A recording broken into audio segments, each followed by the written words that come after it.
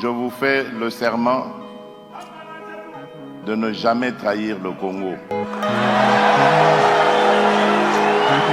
notre population, c'est qu'aujourd'hui, plus que jamais, nous devons garder l'unité entre nous.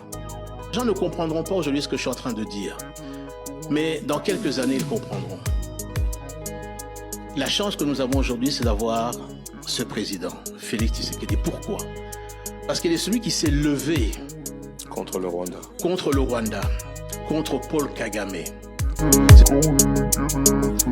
Ce que vous devez savoir, faire la paix, ce n'est pas une faiblesse. Voilà. Voulez-vous acquérir une maison aux États-Unis? L'agence immobilière Dispensation Investment Group d'Elite Global, basée à Dallas, vous en donne l'opportunité. Il vous suffit de verser un acompte pour acquérir une propriété que vous payerez progressivement pendant 30 ans. Oui, vous avez bien entendu, pendant 30 ans. Contactez-nous au +1 737 420 84 24, au +1 469 720 60 93 ou au +1 737 548 51. Dispensation Investment Group, investissez dans votre avenir avec l'immobilier aux États-Unis dès aujourd'hui. Mbote bandeko bisika so boko landa biso et c'est vraiment makasi ya mona ki va congolais boza ebele ya kolanda biso partout hein, c'est vraiment un grand plaisir ya kozala ebele ya kolanda biso. Merci mingi bandeko. Bolekate avant ya kofina la bouton j'aime. C'est très important. Vous voyez que j'aime des salariés émission d'habitude qui est de liboso. J'aime des salariés tous à la vraiment wana na bino chaque jour na instant nyonso. Merci mingi bandeko. Bandeko, journée à l'élo, toujours de momoni na titre incompétence il y a 6 ans. On parle de l'incompétence. On essaie un peu d'éveiller la population concernant où est Kolikana. Par la population zandengeni ni ba aki topé ba makambo ya mabe likana ki comment to ko bundisa yango. Donc tout ça ils ont un cadre d'émission au bandeko. Donc ces derniers temps na peut so binonyo so bozo mona yango vague ya misala we ko sala na Congo plus na partie à Kasai. Donc le Grand Kasaï, tout le monde occidental, oriental. Bomoni Banzela, c'est magnifique, hein, comme vous voyez vraiment Banzela, ils allaient magnifique. Ce que je peux demander à la population à quoi on a ils allaient que Bandeko, bon maintenir propriété au Bokomona. Boebi, kosala ya sikeza bien, maintien des camps. Donc faites en sorte que boyo qui sabatu sonité que propriété ko régner propriété to ko la ki sabatu na mukili et bo maintenir yango tina niveau moko boy faites du Kasai du Grand Kasai ezala parmi ba province le plus propre ya pays et kozala esengo makasi pe pona bino bo maintenir banzela o malamu ba université o batongeli bino malamu bandiko. Il y a une question où ezongi mingi bandiko na makambo yo to la kisaka balobi mais on a comme l'impression que misala oeza qui lancé na Kasai et salami avec plus du sérieux que misala oeza salami na la province mususu. Question on est qui vraiment poser yangonde na ko intituler mission ya lelo plus na okana répondre question wana. Bandeko. Vous vous rappellerez que dans Makabu, il y a Kasai et Bandi balancé projet Chile Gelou na Kasai. Mbobo ya Chile Gelou et meka ki ko sala boyi. Nos frères ya Kasai nde batu ba télé ba bandi ko dénoncer. Batali même pas que ça bandi ko na bango. Ba bandi ko dénoncer. Balobi mbongo wane ko monana. Chile Gelou e ko salama. Na bato ba mekaki da ko tenga misambongo ba che o soko meke ozwa. Eza alikampu. Bazongi simbongo misali bandi ko salama to bandi ko mona. Maintenant c'est quoi la différence avec d'autres provinces? Parce que vous voyez que mboka na biso, les akaloko la moi fédéralisme moko ya muki. Donc akaloko là on a le pouvoir central, mais il y a aussi des provinces. Donc, pouvoir central, on peut savoir Colombo, kaba autochtone, mbongo basala misala. Tangu mbongo wane zakuya, tangu bakolo, bana mboka, bako lia mbongo, soki gouvernement central alinga kanga bango, okomona ba autochtone babimina ba communiquer. Nous, ressortissants de Kenge, nous condamnons l'acharnement sur notre fils. Nous, ressortissants de Popo Kabaka, nous, ressortissants de Mbandaka, nous, ressortissants de ci et là. Bazobo sanake mwana na bango aliende mbongo na bango ya banzela. Bazobo sanake mwana na bango aliende mbongo ya aéroport. Bazobo sanake mwana na bango asaliku. Eza pena ba misusu bazaba naïf. Na opesa bino Kaya Bandundu. Bandeko, le gouvernement congolais a débloqué 250 millions de dollars à investir dans la province de Grand Bandundu. Na kosa il a un parc agro-industriel et un développement alimentaire na Bandundu. Aussitôt arrivé, le chef du gouvernement et sa délégation ont pris la direction du parc agroalimentaire de Bukangalonzo, question de palper du doigt les réalités sur l'arrêt des activités de ces poules de production agricole. À son arrivée sur les lieux, le constat est amer. L'hôte des marques est étonné de voir des éplandeurs qui n'ont jamais volé, cloués au sol, des tracteurs neufs jamais utilisés et dont les moteurs ont été retirés et faisant fonctionner des baleinières. Autre spectacle déplorable, des tonnes d'engrais chimiques abandonnés à même les sols. Choqué par ces désastres, Sylvestre Ilunga cherche à comprendre ce qui aurait pu justifier pareil gaspillage des ressources publiques. Pour les ministres du Développement rural qui l'accompagnent dans cette tournée, le manque d'amour envers son propre pays serait une des réponses à ce scandale aux allures d'une arnaque. Et cet argent est limoué. J'aurais voulu que la population du Bandundu, Bandeko ya Bandundu bazala, au four et au moulin, bisoto ya kochaba au poids. Bandeko, j'aurais voulu que Bandeko ya Bandundu batla mukabalo bake mbongo wane monana. Mbongo wana e monana, matata ne peut pas s'en sortir. Mais si vous avez plus remarqué, batu ya kwa wana, par contre, bakenda ko soutenir matata. Un jour, j'ai suivi Paulette Kimoutou dire matata, ce Aïba qui c'est un bon voleur parce que Aïbi matongi na Congo. Allô? Même bon, on a un projet phare. 250 millions de dollars. Ils ont un projet phare, il y a Grand Bandundu. Bandeko ya Bandundu, balala ki pongi. Il fallait qu'il batte les mains, batuna nini, parce que c'était leur argent. Naribibou. Tala Bandundu lelo bandeko. Na ba émission musu na ndalo bela aéroport ya Bandundu. Ndeko. Moi eloko zomona oyo eteni andako oyo. Yango nde aéroport ya Grand Bandundu. Grand Bandundu oyo ba Werason. Grand Bandundu oyo ba Oben Minako. Grand Bandundu oyo ba Adolphe Muzito. Yaba Tuebele. Grand Bandundu yaba Emenea. Oyo aéroport ya Kikwit. Eloko bozomona oyo eza salon d'honneur. Ndeko, tala yo moko salon d'honneur oyo. Tala eloko vraiment. Tala yango. Mona yango. Bandeko, population ya Grand Bandundu, bako soutenir pouvoir il y a 18 ans. Balobi bazara qui bien, Chilombo incompétent. Mais Oben Mina Kwazalaki, président de l'Assemblée nationale, a ko interpellé à cette époque ministre de transport, ten Assemblée nationale que tout n'a messieurs. Pour na nini aéroport ya Bandundu za na état oyo. Mais pression mon côté bandeko Bandundu bachaki Oben Mina côté bachaki Adolphe Muzito à l'époque premier ministre Antoine Gizenga.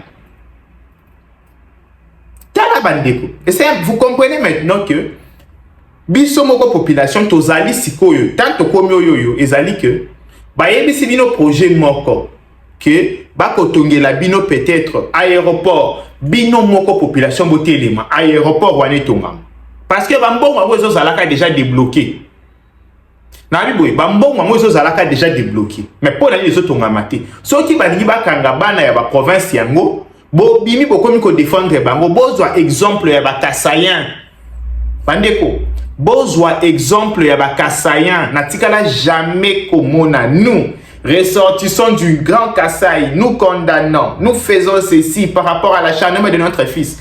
Tala, l'ancien gouverneur, et non, l'actuel gouverneur, ya Kasaï central, na Kananga, na mis soit président, na mis soit premier ministre à Télim, a dénoncé à l'obibou na point de presse. Mbongo e bimaki ya misala ezomo nanate. Président Kamu Batinyo Sobakamu. Après ça, bandeko, Kananga, tala évolution à l'aéroport ya Kananga. Tant que Kabimi a lobby, tala évolution à l'aéroport à Kananga. Tala évolution à l'université à Kananga. Tabanzela na Kananga. Bandeko ba province mususu bozo zela nini. Parce que bambongo pe ça déjà débloqué. Bana na bino bakanyi mbongo. Balobi ke soki tolie yango, ba papa na biso ba oya côté la biso. Bande ko na biso ba province na biso ba oya côté la biso. C'est l'erreur qu'on a commis, que c'est l'erreur que beaucoup d'entre nous commettent. Toza ko aider mon konzambo kate. Oui. Oui, ana ngako la tabagonte son a ko expliquer. Toi ko aider mon konzambo kate. Il faut ce qui vont moni. Le président de la République ayaka wa promettait ki biso ke ba kotonga université et zotonga maté pona nini. Monsieur le gouverneur, université zotonga maté pona nini. Balobi ke mbongo ya kotonga aéroport déjà ça qui débloqué ça na niveau ya gouvernorat. Monsieur le gouverneur, ezotonga maté ndenge nini. Bo dénoncer. Bo dénoncer. Tala na Kasai bandeko, Kasai est comme le la Suisse. Kasai est comme le roi Suisse. Pourquoi? Parce que bah côté là qui m'ont touté. Quand ça marche, bah applaudi. Quand ça ne marche pas, bah y a qu'à critiquer. À l'époque, monsieur Kotolo, ah, Moni, projet tu les genoux. D'ailleurs, monsieur tu es que tu as Kasai un poids. Tu es que Kasai toujours manifester na bango toujours seka. Ok, bango ba ça bango ba récupérer ba là na bango c'est comment il doit au Kima. Parce que ici à mon sur aéroport en Mbujima ils ont tongama tala aéroport en Mbujima tala piste. Na comment on ba piste à Kito Boyate. Ils ont piste à aéroport en Mbujima. Bah comment on récupère la université en Mbujima. Oh. Mais biso koyoka. Na Katanga, ceux qui va mettre ko benga mutu. Hey! Ne touche pas notre gouverneur. Ne touche pas. Ah, papa. Mais il y a un mbongo bima qui va teko simba été. Ba so uniforme. Vous avez persécuté bango. Ndeko. Tozo tala makambo mbongo to pesa ki. Mbongo ese bimba ki. Mbongo zo mona na te ba so bo simba été ta so uniforme. Bo simba été. Eza acharnement. Ne bande ko bandundu. Bo chabi so pona likambo matata oyo, to lia matata to récupérer nyonso to tongela bino bukangalonzo waya habité bo simba été za acharnement botonga mususu si bozi pouvoir donc c'est ça la mentalité toi na bobandiko yango on va expliquer bino que la meilleure façon ya kosala entre biso ba congolais soki to moni que ba ko poursuivre mutu pona makambo mbongo surtout détournement to chaka l'état maboko to landela kalikambu to force ka bandeko na biso basala misala parce que bambongo ezobima bandeko bambongo zo na niveau ya ba province misala salama na niveau ya ba province ba kolia mbongo ba yebi ke moye ba simba bango ezate so ba meki ko simba bango population ya province wana ya coin wana okoyoka kaka nous ressortissants de X nous ressortissants de Y nous condamnons l'acharnement de notre digne fils mais digne fils na bino aller mo ba câble à courant Zambie. Non. Congolais, din fils na bino, allez mbonga ba câble à courant, il fallait qu'il batte la bino. Ce qui tibo fanda na mulili ezali à cause de votre din fils. Oh bino bokenda kolobela nous condamnons. Il faut boyer bayango. Il faut boyer bayango. Donc c'est comme ça bandeko. Motema mabe et qu'on continue. La fois passée dans l'andi José Makila Soumanda à Koloba. Ba continuer par rapport à ba Pierre, on va aller opposer ba otongate à lobi non. Tshisekedi a posa ka ba Pierre ebele. D'ailleurs écoute moi ba panneau solaire na lobi Soumanda ferme ta bouche. Yoka Soumanda. Oh ba pose la première pierre. Tu l'as à poser combien? Non oya panneau solaire banda tsakenda ko poser en outil lelo parce que panneau solaire ils ont éclairé mboka na biso oyoki Soumanda bandeko Soumanda akoloba boy ke Tshisekedi apozaka ba pierre ba amona na panneau oyo eza ko éclairer te Soumanda tala vidéo oyo. Projet de construction d'une centrale solaire de 200 kW crête, aujourd'hui totalement achevée et entrée en phase d'essai, accompagnée de l'installation de l'éclairage public. Ici, nous sommes au site de Mweka. Nous venons pratiquement de terminer les travaux. Nous sommes dans la phase d'essai technique et je pense que c'est au fait ça, la vision que nous avons eue de la plus haute autorité. J'ai dit son Excellence, Monsieur Félix Antoine Tshisekedi Tshilombo. awa na Mweka tokomi kosomba torche lisusu te okotambala ka place nyonso ozotambala lumière ezali Na mboko tozali kama mulili okomona ba milibi bazoyiba bino tout le temps. Bandeko. Bino mo boko comprendre la différence entre nous et Soumanda. La différence entre nous et Soumanda. Bandeko biso to la kisaka jour ba opposer Pierre to la kisina ndenge komi. Pouvoir à 18 ans ba kokate, c'est difficile pour eux ba la kisabiso. Et ça enseignement to pesa bango. Tozo pesa bango enseignement. Ba station ba panneau solaire na ba milliers riro et combien belé ba milliers oyoke. Bandeko ba tikala ko mona même pas lumière. Donc c'est ça bandeko, c'est tout ce que moi je peux vous dire en ce moment. Bon continuez à soutenir biso token de musika. Vous voyez que c'est grâce à vous ndeko toza o nyoso tozali. Merci mingi bandeko. Bon partager ma vidéo na biso, bon aimer. Bon, ça là, on juste que ça a tout qui dit bosso et osa et le kumala, mais avec moi ndambu. Il y a une compétence dans la moralité à journée à l'élo. Merci mingi. American Dream. Dispense chaîne Investment Group.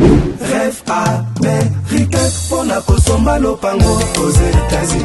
Plus précisément la ville où y'a Dallas. Aujourd'hui c'est possible. Pays moi pendant 30 ans. Ne vous trompez pas l'adresse. Dispense chaîne Investment.